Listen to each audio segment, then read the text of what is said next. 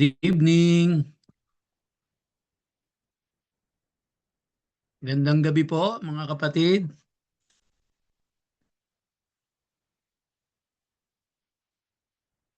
Hello.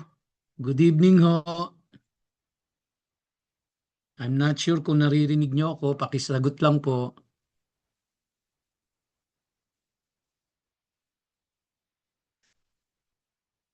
Unmute sila lahat eh. May nakakarinig ko ba sa akin? Dapat talaga sana dapat mag face to face na tayo. Mahirap tong computer, no? Parang nakikipag-usap ka sa screen. Ayan. So, anyway, tayo po ay hindi ma-unmute. Hindi nyo ma-unmute? Bakit kaya? Naka-disable, no? Siguro yung setting. Anyway, so thank you po do sa mga nag-thumbs up, nag-message. At least alam ko na naririnig nyo ako. So tayo po ay saglit na manalangin. Aming Ama at aming Diyos, buong pagpapakumbaba at buong puso na kami po ay sama-samang dumudulog sa iyo sa mga oras na ito. At minsan pa, hinihiling po namin na kami ay gabayan mo at bigyan ng kaliwanagan sa aming pag-aaralan sa gabing ito. At nagpapasalamat na rin po kami, Panginoon, sa buong isang linggo na kami ay pinagpala mo sa iba't ibang kaparaanan, iningatan mo, at sinamahan mo sa lahat ng oras. Marami pong salamat, aming Ama, sa iyo ang papuri at pagsamba at pagdakila sa pangalan ni Yeshua. Amen. Amen. Share ko po sa inyo ang aking screen. Ah, ay, aglit po. Yan. So as you can see on the screen, ang ating pong patuloy na tatalakayin ay pinamagatan nating Law and Grace, the truth about Paul's letters. At sa kasalukuyan po tayo ay nasa introductory part ng lesson na ito. Wala pa tayo doon sa lesson proper.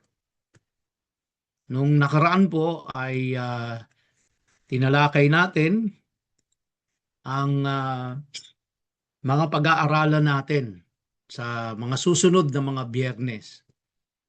5 bahagi po ito at ito ang ating tatalakayin, no? And then sa introduction po ay tinalakay natin yung purpose. Bakit ba natin to tatalakayin, tong paksa na ito?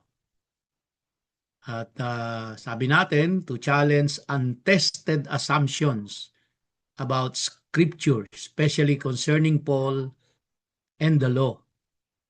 Untested assumptions, no? And to call believers back to testing all doctrine against the Word of God, not tradition or majority opinion. And thirdly, to address perceived contradictions about faith, grace, law, and obedience. Sabi nga sa atin sa 1 Thessalonians 5:21, test everything. Hold fast to what is good. Kaya meron po tayong responsibilidad na hindi lang makinig, kundi yung ating napapakinggan o yung ating nababasa ay suriin nating mabuti. Kahit kanino pa at kahit sino pa ang nagsasalita sa harapan natin. So ibig sabihin, wag po tayong makontento na kung ano yung sinabi nung mangangaral o ng pastor o ng preacher ay paniniwalaan na kagad natin. Kailangan suriin nating mabuti. Sabi po dyan ng 1 Thessalonians 5:10. At ito ang ginagawa natin. No? Sinusuri nating mabuti yung mga controversial na mga verses sa Bible, sa mga letters ni Paul. At bilang pagbibigay background, tinalakay po natin yung Acts chapter 10. At dito, maliwanag na nakita natin na ang Acts chapter 10 ay walang kinalaman sa pagkain. Hindi po yun ang context nun. So, hindi na ho natin babalikan yan. So, at least alam natin na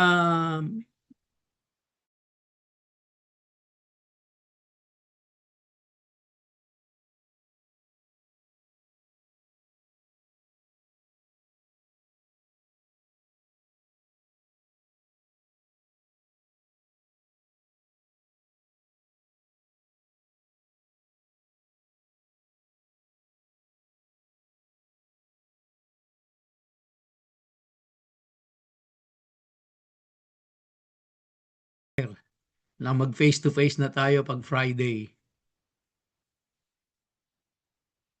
Yon, tuloy. So, kung kayo po ay may hawak na Bible, inaanyayahan ko kayo sa Acts chapter 15. Whether yan ay nasa phone ninyo, nasa tablet ninyo, nasa laptop ninyo, or yung physical na Bible, samahan niyo po ako. Basahin natin para makuha natin yung pinaka-context ng Acts chapter 15. Pangkaraniwan, ang title nito sa Bible ay The Jerusalem Council. No? Basahin natin, verse 1, But some men came down from Judea and were teaching the brothers. At ito po yung tinuturo nila. Unless you are circumcised according to the custom of Moses, you cannot be saved. And after Paul and Barnabas had no small dissension and debate with them, Paul and Barnabas and some of the others were appointed to go up to Jerusalem to the apostles and the elders about this question. So being sent on their way by the church, they passed through both Phoenicia and Samaria, describing in detail the conversion of the Gentiles. So yun yung topic, no? Describing in detail the conversion of the Gentiles, and brought great joy to all the brothers. So masaya ho sila dahil na-convert ang mga Gentiles, no? Hindi po sa Judaism, na-convert to Christianity, kumbaga. When they came to Jerusalem, they were welcomed by the church and the apostles and the elders, and they declared all that God had done with them, referring to the Gentiles, kung ano ang ginagawa ng Diyos sa mga Gentiles. And in chapter 14, makikita po natin yan, na naghihimala ang Diyos sa mga Gentiles. But some believers who belonged to the party of the Pharisees rose up and said, It is necessary to circumcise them and to order them to keep the law of Moses.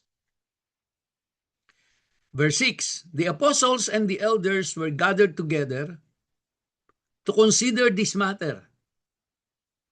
And after there had been much debate, Peter stood up and said to them, Brothers, you know that in the early days, God made a choice among you, that by my mouth the Gentiles should hear the word of the gospel and believe. And God, who knows the heart, bore witness to them by giving them the Holy Spirit, just as He did to us. So hindi lang po yung mga Hudyo ang tumanggap ng Holy Spirit, kundi even yung mga Gentiles din. And He made no distinction between us and them. No? Parehas ang pagtingin ng Diyos sa mga Gentiles at sa mga Hudyo. Having cleansed their hearts by faith. Now, therefore, why are you putting God to the test? By placing a yoke on the neck of the disciples, referring to the Gentiles, that neither our fathers nor we have been able to bear. But we believe that we will be saved through the grace of the Lord Jesus, just as they will. And all the assembly fell silent, and they listened to Barnabas and Paul as they related what signs and wonders God had done through them among the Gentiles. After they finished speaking, James replied, "Brothers, listen to me. Simeon has related how God first visited the Gentiles to take from them a people for his name. And with this, the words of the prophets agree, just as it is written." So binabanggit dito ni James yung tungkol dun sa encounter ni Peter doon kay Cornelius, no, sa Gentiles at sa kanyang household. Verse 16, "After this I will return, and I will rebuild the tent of David that has fallen. I will rebuild its ruins, and I will restore it, that the remnant of mankind may seek the Lord. And all the Gentiles who are called by my name, says the Lord, who makes these things known from of old." So he quoted the scriptures from the Old Testament. "Therefore, my judgment is that we should not trouble those of the Gentiles who turn to God, but should write to them to abstain from the things polluted by idols, and from sexual immorality, and from what has been strangled, and from blood." Now, ito pong portion na ito ang medyo dito naging controversial tong chapter 15 na ito, no? Damya po, explain ko yan. "For from ancient generation, Moses has had in every city those who proclaim him, for he is read every Sabbath in the synagogues." Verse 22, "Then it seemed good to the apostles and the elders, with the whole church, to choose men from among them and send them to Antioch with Paul and Barnabas. They sent Judas called Barsabas and Silas, leading men among the brothers, with the following letter. The brothers, both the apostles and the elders, to the brothers who are of the Gentiles in Antioch and Syria and Cilicia, greetings. Since we have heard that some persons have gone out from us and troubled you with words, unsettling your minds, although we gave them no instructions, it has seemed good to us, having come to one accord, to choose men and send them to you with our beloved Barnabas and Paul, men who have risked their lives for the name of our Lord Jesus Christ.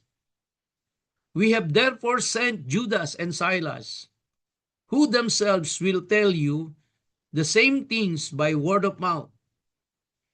For it has seemed good to the Holy Spirit and to us to lay on you no greater burden than these requirements, that you abstain from what has been sacrificed to idols, and from blood, and from what has been strangled, and from sexual immorality. If you keep yourselves from this, you will do well, fare well. So yun yung letter nila, yung napagkasunduan nila doon sa Jerusalem Council, nakapagkasunduan ng mga Hudyo, at diniliver nila doon sa mga Christians na mga Gentiles. So when they were sent up, went down to Antioch, and having gathered the congregation together, they delivered the letter. And when they had read it, they rejoiced because of its encouragement. Nagdiwang, nagsaya yung mga Gentiles, no? And Judas and Silas, who were themselves prophets, encouraged and strengthened the brothers with many words. And after they had spent some time, they were sent up in peace by the brothers to those who had sent them. But Paul and Barnabas remained in Antioch, teaching and preaching the word of the Lord with many others also. And after some days, Paul said to Barnabas, "Let us return and visit the brothers in every city where we proclaim the word of the Lord, and see how they are." Now Barnabas wanted to take with them John called Mark, but Paul thought best not to take with them one who had withdrawn from them in Pamphylia and had not gone with them to the work. And there arose a sharp disagreement, so that they separated from each other. Barnabas took Mark with him and sailed away to Cyprus. But Paul chose Silas and departed, having been commended by the brothers to the grace of the Lord, and he went through Syria and Cilicia, strengthening the churches. So, isa-isahin po natin yung binasa po natin na yan. Una, bakit ko po sinabing controversial ang Acts chapter 15 na ito? Sapagkat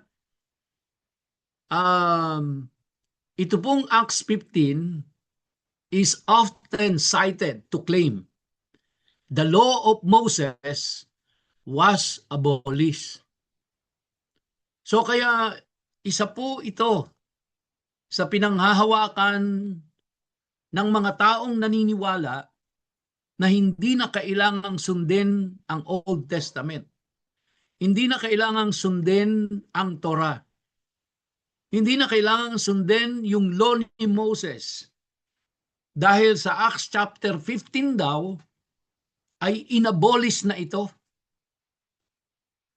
Dahil ang kausap doon ng mga Hudyo ay mga Gentiles. So kaya yung mga Gentiles hindi na required na sila ay sumunod pa sa Torah, na sila ay kumbaga malaya na mula sa mga batas. Kasi kung hindi po ito maliwanag sa atin, then wala hong, kumbaga, kung totoo ito, na inabolish na ng Acts chapter 15 ang law of Moses, ang Torah, mga kapatid, wala hong saysay lahat ang ginagawa natin na celebration ng Feast of the Lord. So, ayaw ko po na tayo ay nag-memorialize, nagse-celebrate ng isang bagay na inabolish na pala. At ang justification nila dyan, isa sa mga justification ay ang Acts chapter 15. Now, bakit po natin tinatalakay ito dito? Sapagkat marami ho tayong mababasa pa sa mga letters ni Paul na very controversial, na maraming mga Christian groups ang iba ang pagkaunawa. At syempre po, kapag iba ang pagkaunawa, natural, iba rin ang magiging practices natin pagka ganoon. Now, the real issue in Acts chapter 15, mga kapatid, ay ito po, is salvation by works of the law or by faith? Well, by now I know and I believe that lahat ho tayo ay convinced na ang salvation is by faith. It is not by works of the law. Pero ang evidence ng ating salvation ay ang pagsunod natin sa kung anong sinasabi ng Torah. Ano ang sinasabi ng law. Hindi yun ang way to salvation. Hindi yun ang means to salvation. Pero yun ang evidence kung sinusunod natin yon na tayo nga ay saved. At na-save tayo by faith. So the debate concerns keeping the law for salvation and keeping the law as obedience after salvation. Meron pong 4 na grupo sa Acts chapter 15. Ang group A ay yung pong Jerusalem Council. At ito ay binubuo ng mga apostles and elders. At sila po ay nagtipon para i-resolve ang isang dispute. At makikita ho natin, no, ano ba ang dispute nila dito? Doon pa lang sa chapter, doon sa verse 1 pa lang, makikita na po natin kung ano yung kanilang dispute. No? Sabi po doon sa verse 1, but some men came down from Judea and were teaching the brothers. Ano ang tinuturo po nila? Sabi nila, unless you are circumcised according to the custom of Moses, you cannot be saved. So, kaya merong nagsasabi na kailangang sundin nila yung mga batas. At kung hindi nila susundin, hindi sila maliligtas. Pero may nagsasabi naman na kailangan manampalataya ka lang, ikaw ay maliligtas, at bilang palatandaan na ikaw ay ligtas, dapat nakikita na sinusunod mo ang batas. Yan po yung dispute na i-resolve nila. Kasi inuobliga nila, no, may mga tao po na inuobliga yung mga Gentiles na kailangan gawin muna nila ang ipinag-uutos ng batas bago sila maligtas. So, pero meron naman pong nagsasabi, hindi, pananampalataya lang ay ligtas ka na, pero kailangan sundin nyo kung ano ang nasa batas. So, may dispute. Ang group B is the circumcision party, yung binasa ko po na verse 1. They thought circumcision is necessary for salvation. Kailangan i-circumcise ka kasi kung hindi ka isi-circumcise, hindi ka masisave. Yun yung stand ng isang grupo, nung circumcision party. So, it represented a works-based salvation model. Yung group C, ito yung mga believing Pharisees na makikita natin sa verse 5. Ito yung mga true believers. And they affirm obedience to the law of Moses. Hindi nila pinasusinungalingan na kailangang sundin ang batas ni Moses. Pero hindi nila itinuturo na ang kaligtasan ay sa pamamagitan ng pagsunod sa batas ni Moses. Kundi ang itinuturo po nito ng mga true believers na ito ay dapat kasunod ng iyong pananampalataya at ng iyong kaligtasan ay kinakikitaan ka ng pagsunod. Yun ang stand naman nila. Yung isang grupo, kailangan i-circumcise muna kayo bago kayo maligtas. And ang pang-apat na grupo po ay yung group D. Ito yung mga new Gentile converts. Sila yung nalilito ngayon. Ano ba talaga? Pananampalataya lang ba? Ligtas na kami? O kailangan naming sundin ang batas ni Moses para maligtas kami? Na kung tutuusin walang hindi against yung law doon sa faith at yung faith sa law. Now, syempre, mga Gentiles ito, no? kako-convert lang nila, mga recently converted from paganism pa to mga ito. And they are still influenced by idol worship and immoral practices. Parang tayo din po yan, nung born again tayo, hindi naman tayo immediately, kagad no? Nakakawala agad doon sa ating old religion And because they are new converts, and they are Gentiles, they needed instruction and spiritual growth. Kaya tinuturuan sila ni Paul, ni Barnabas, no? Tinuturuan sila ng mga leaders ng church na ito. So let's look at the two positions in the debate. So ano yung dalawang posisyon na pinagtatalunan dito? Position number 1, law as a means of salvation. Para maligtas ka, sundin ang batas. Kaya sinasabi nung unang grupo, circumcision is required to be saved.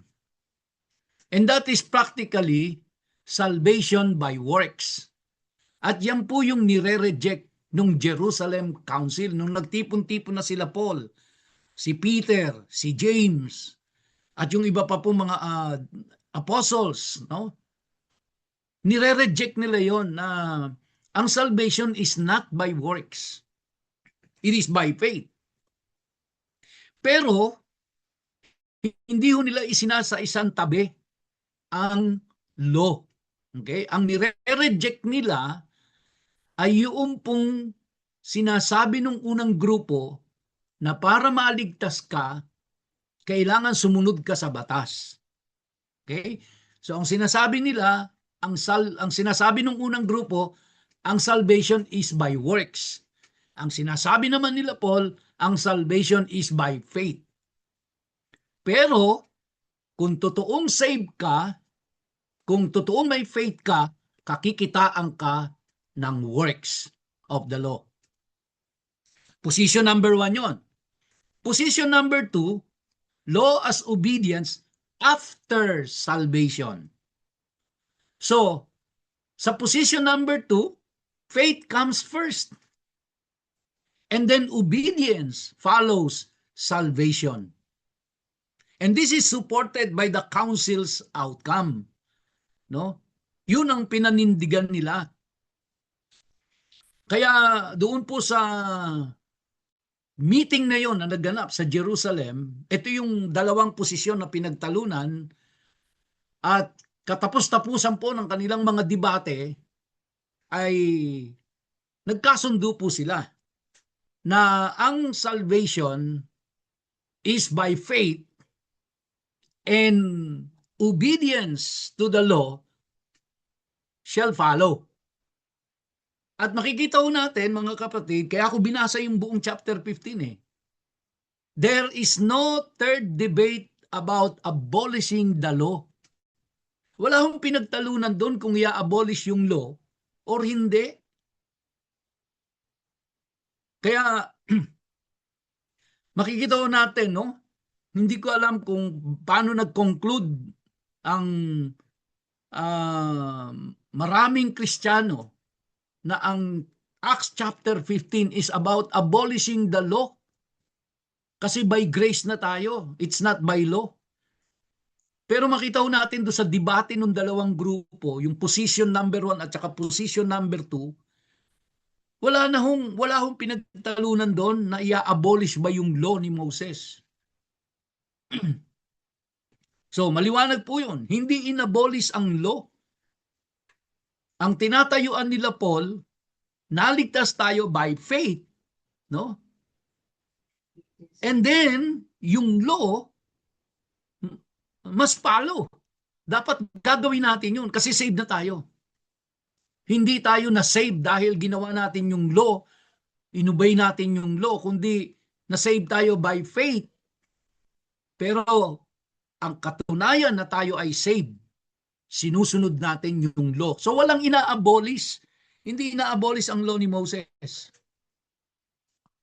So sa Acts chapter 15 verses 7 to 11, God gave the Holy Spirit to Gentiles by faith. Nakita ho natin yon. So hindi lang yung mga Jew, no? Actually, nabanggit ko na nga ho ito di ba? Na hindi naman galing sa batas ng Diyos yung hindi pwedeng magsama ang Gentiles at Hudyo Yun po ay galing sa kanilang no? Oral tradition na kagawian. Sinabi ng mga rabbi noon. Pero hindi galing sa Diyos yon. And in Peter's testimony, nakita ho natin that salvation is by grace through faith. Nung maligtas sila Cornelius at yung kanyang household. Di ba? And here we can see clearly that the yoke refers to salvation by works. So again, no one can be saved by perfectly keeping the law. We can only be saved by faith. But pero because we are saved, we have to keep the law. So this was also confirmed by Paul and Barnabas. They testified of signs and wonders among Gentiles. Na hindi nila mapapasinungalingan yon. Alam nyo, mahalaga po ito na nandoon din si Barnabas. Nandun din si Paul na nagpapatotoo. So ibig sabihin, hindi gawa-gawa lang ni Paul yon o hindi lang gawa-gawa ni Barnabas yon, na nakita nila yung mga signs and wonders among the Gentiles na nagpapatunay na ang Diyos ay kumikilos din sa mga Gentiles, na ang mga Gentiles ay nakareceive din ng Holy Spirit. At pinatutunayan yun ni Paul at saka ni Barnabas at nung nandoon po sa Jerusalem Council. Kaya yung Group A na naniniwala kailangan mo nang i-circumcise bago ma-save, nakita ho natin, nag-yield sila doon sa napagkasunduan ng buong council. Hindi na nila in-insist yung kanilang sarili dahil naliwanagan na rin sila. Kaya nung yung decision ng Jerusalem Council, gumawa sila ng letter, pinadala nila ngayon doon, doon sa mga taga-Antioch, doon sa mga Gentiles, at binasa sa kanila na yun ang naging napagkasunduan doon. So hindi na sila ibe-burden sumunod sa law para maligtas. Okay? So, pero susunod pa rin sila sa law. Kasi nga yung unang katunayan na sila ay saved. So, ang nagiging burden kasi doon, bakit nagiging burden sa kanila? Bakit parang yoke sa kanila yon? Kasi, ang context is, kailangan sumunod ka sa lahat ng batas na ito para maligtas ka. Hindi nila masusunod lahat Kaya sabi nila, tayo nga mga Hudyo, hindi natin masunod Tapos itong mga Gentiles, sinuobliga nating sundin nila. Tayo nga mismo mga Hudyo, hindi natin masunod So malaking burden yon. Kasi kung yun ang way to salvation, tapos hindi mo masunod, hindi ka masasave. Pero nung naunawaan na nila na masasave ka by faith, pero ang evidence na ikaw ay totoong nananampalataya ay saved at saved ay yung pagsunod mo. Hindi na burden sa kanila dahil saved na sila Alam nila na saved sila by faith. Okay? So, and Paul and Barnabas confirm or affirm salvation apart from works of the law. They affirm. Pinagtibay nila ang dalawa na ang salvation is apart from works of the law. So, kaya James being the leader noong pong Jerusalem Council, ay ito po ang kanyang naging judgment So yun nga kanina yung quote ng scriptures from the Old Testament sa Amos 9 verses 11 to 12, and it confirms Gentile inclusion was foretold. Okay? So kumbaga ito New Testament, sa Old Testament sa Book of Amos kinonfirm na yung inclusion ng mga Gentile. Hindi bago ito, na prophesy na ito in the Old Testament that one day the Gentile will be included in the covenant, So, ang naging conclusion nung Jerusalem Council, nung pagtitipon na yon, yung meeting na yon, do not trouble Gentiles with salvation by works doctrine. And then, let us provide them an entry-level starting point. So ano po ang starting point nila? Ito, Gentiles, makinig kayo. Kayo ay maliligtas by faith. Pero, you should abstain from things polluted by idols. Abstain, layuan, no?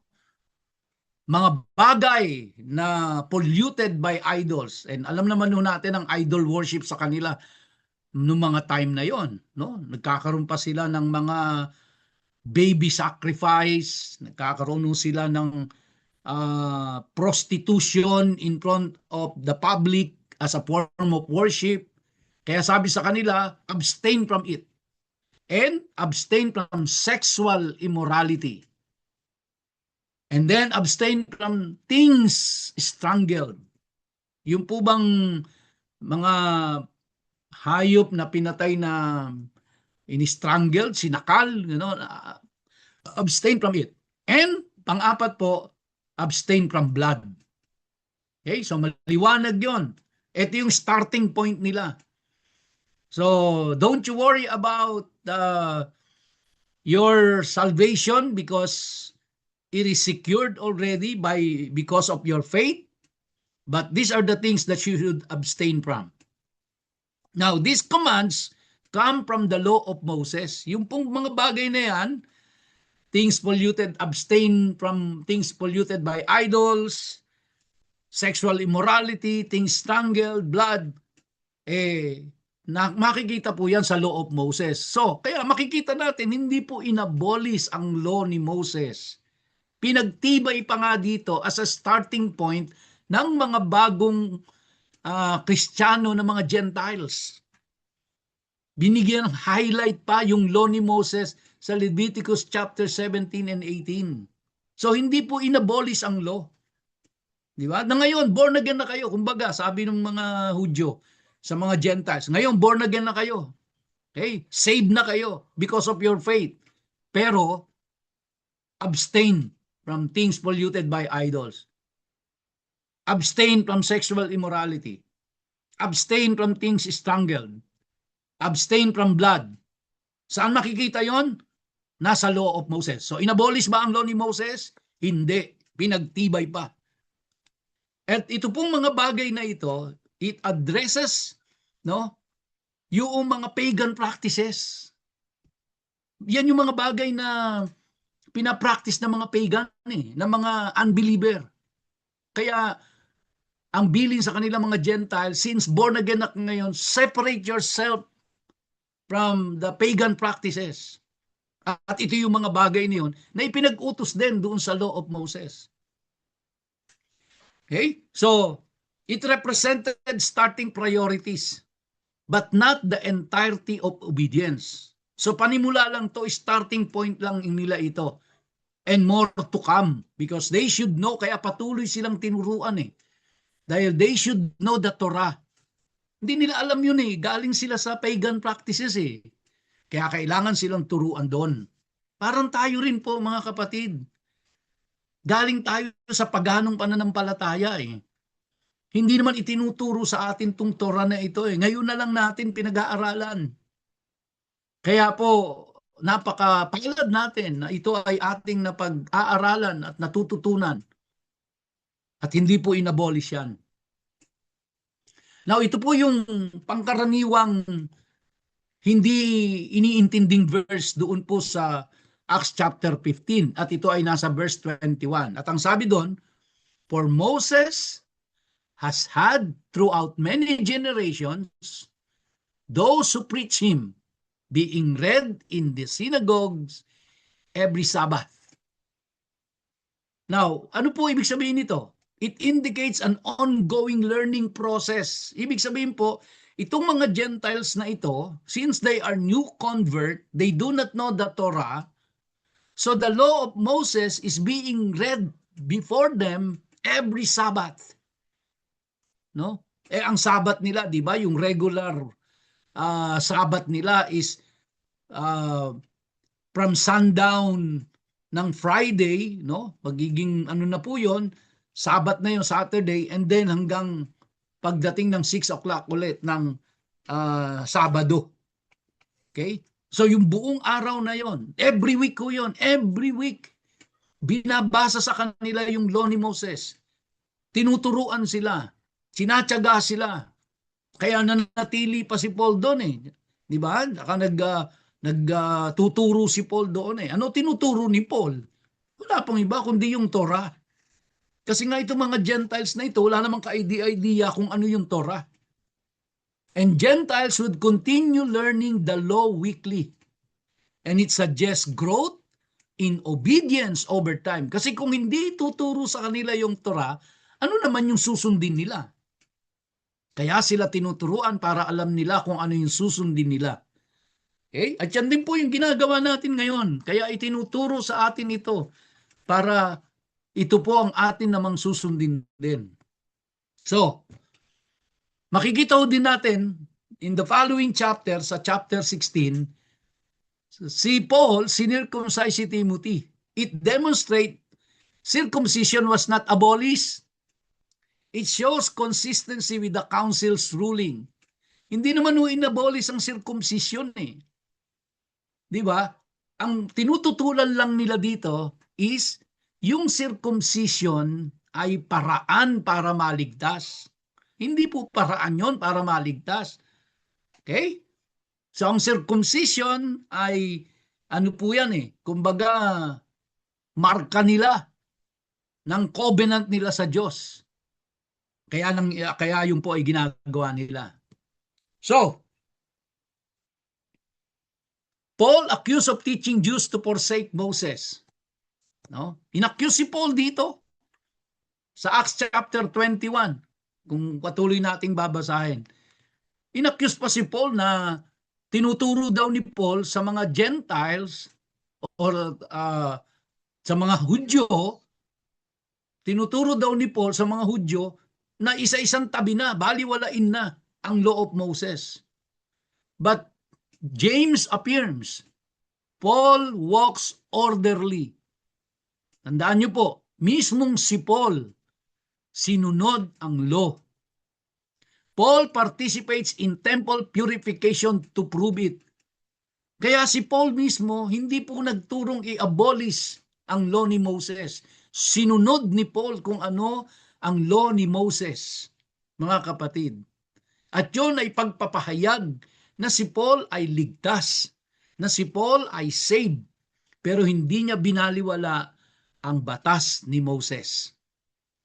Na bakit ko po binabanggit yan? Kasi sa mga susunod natin pag-aaral, makikita nyo po na maraming naniniwala even in our time na binaliwala na ni Paul ang law. So, makikita ho natin yan later. Okay? So, kaya 9:30 na po at dito na po ako titigil. At anyway, ito pong mga natitirang slides ko dito ay it's just a summary of what I have discussed tonight. Kaya maraming salamat po mga kapatid sa inyong matyagang pakikinig at tayo po ay magsasara sa panalangin.